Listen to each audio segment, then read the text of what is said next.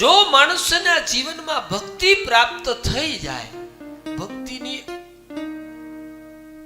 કૃપા થઈ જાય, તો પહેલું જ્ઞાનનું જો કોઈ પગથિયું હોય તો પહેલું પગથિયું છે ભક્તિ. અને ભક્તિ મળે તો જ જ્ઞાન મળે, અન્યથા આ એકબીજાને સંલગ્ન કડી છે.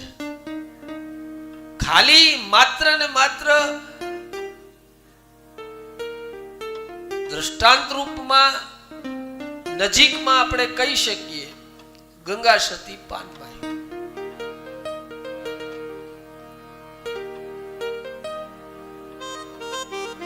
ખૂબ ભક્તિ કરી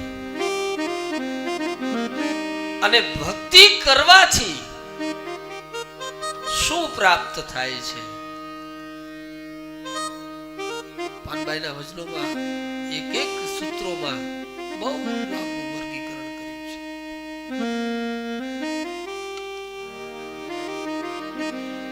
જ્ઞાન ક્યારે પ્રાપ્ત થાય છે કે જ્યારે મનુષ્યને એકદમથી પરિપક્વતા ભક્તિની પ્રાપ્તિ થઈ હોય તો. અન્યથા ભક્તિ વગર જ્ઞાન પ્રાપ્ત થતું નથી. આપણે એવું કહીએ કે મહાદેવને 3 નેત્રો છે, ચિત્રના સ્વરૂપમાં, શાસ્ત્રોના આધારે 3 નેત્રો. પણ મહાદેવને નહીં, આપણે બધાને 3 નેત્રો છે. મહાદેવને તો છે જ,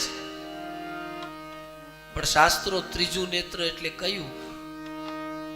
ત્રીજું નેત્ર એ આપણું જ્ઞાન છે ને, એ ત્રીજું નેત્ર છે. એ જ્ઞાન જે છે એ ત્રીજું નેત્ર છે.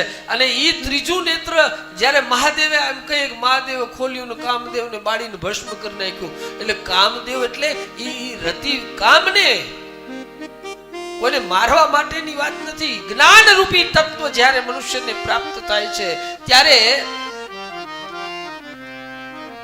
એ ત્રીજા નેત્રની ઉપમા